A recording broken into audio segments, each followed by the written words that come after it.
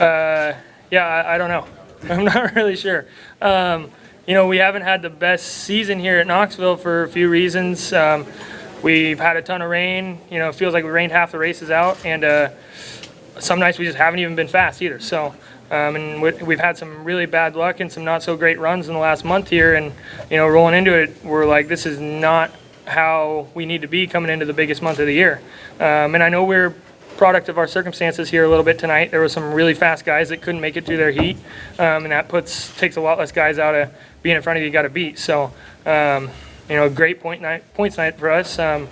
Just can't believe it. I mean, we haven't been this up to speed, and to win our prelim night is insane. Yeah, I knew Mark was going to like the top, and I myself like the top. I hardly ever go to the bottom here.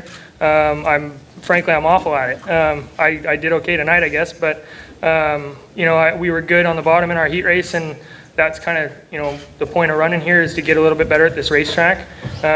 We've got some more chances to help ourselves around the bottom, and me just getting laps here is even better because I used to be a strictly top guy, but I knew that's where Mark was going to be, and so I knew I had to make my speed on the bottom.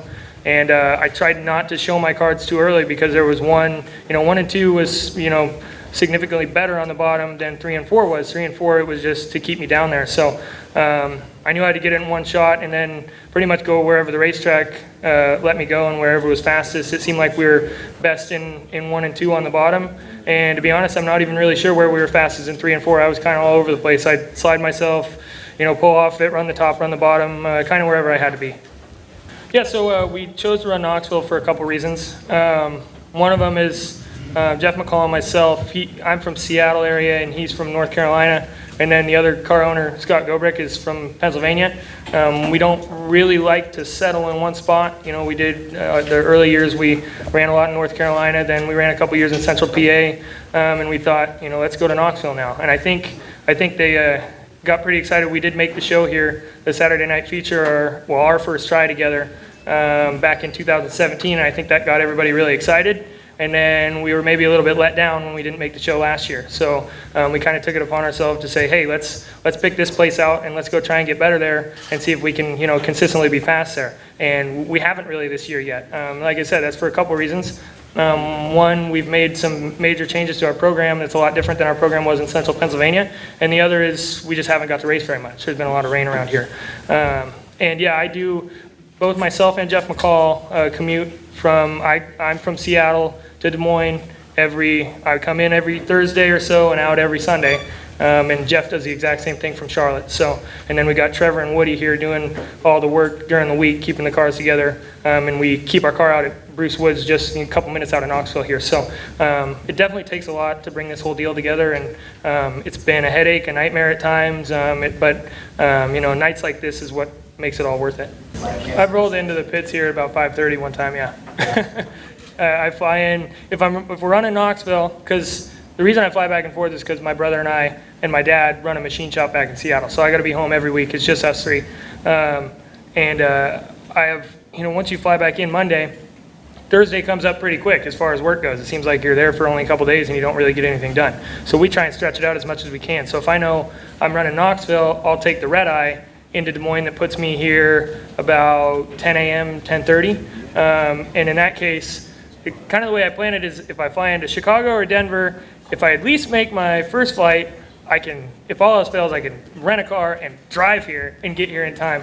When we're running Jackson on Friday, I try and fly in Thursday night because I can't show up here at 4:30 and still make it to Jackson on time. So yeah, it's been kind of crazy. Airports are my second home pretty much now. And especially with all the rainouts, I try and get back home as quick as I can. So it's been wild, but like I said, I'm very familiar with airports now. Yeah, I don't know. I have no idea what's going on right now yet. We've just had such a, frankly, an awful week. We've had terrible luck. The Capitani, we were not fast at all in qualifying. We found some major things wrong with the car, but it was way too late. You're buried in a B main and you're no good. Oski, we had a decent top 10 run going. Only to run out of fuel with 2 to go, which was frustrating. Last night we had another decent top 10 run going and we blew up our 360 motor, our best motor, which 360 nationals are over, so it's not as big of a deal, but you still hate hurting a motor. And yeah, we hadn't strung the runs together that we thought, you know, that makes you feel comfortable rolling into the Nationals. You know, rolling into the Nationals, you'd like to have some good speed here at this track, and you know, the Capitani, it is probably one of, if not the hardest race of the year. So it's understandable if you're not, you know, in contention for the win. But you know, we were deep in a B main, so it hurt our spirits a little bit. But like I said earlier, we're, you know, a product of the circumstances. We were solid in qualifying. We put ourselves in a decent spot.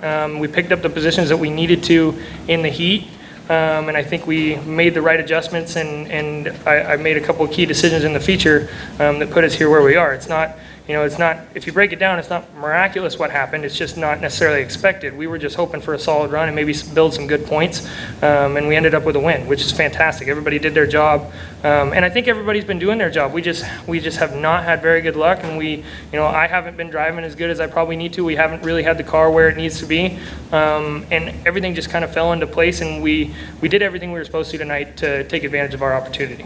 Yeah, obviously pretty humbling experience to drive for Casey. The 9 car is probably one of the best cars in the country, and has been for a long time, so it's a privilege to drive it.